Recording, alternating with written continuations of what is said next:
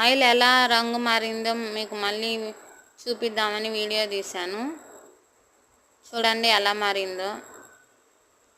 ఇది 1 వీక్ తర్వాత రాసుకోవాలండి, డైరెక్ట్గా రాసుకోకూడదు. 3 డేస్ డైలీ మీరు హెయిర్ బాగా మర్దన చేయాలి.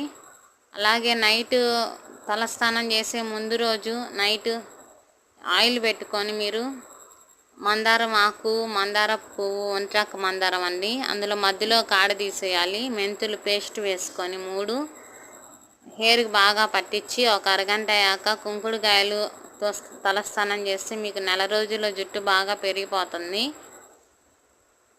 నాకు చాలా యూజ్ అయిందండి. నాకు జుట్టు రాలడం కూడా తగ్గిపోయింది. మీకు ఉపయోగపడుతుందని నేను వీడియో తీసి చూపిస్తున్నాను. మీకు నచ్చితే లైక్ చేయండి, షేర్ చేయండి అండ్ సబ్స్క్రైబ్ చేయండి ఫ్రెండ్స్.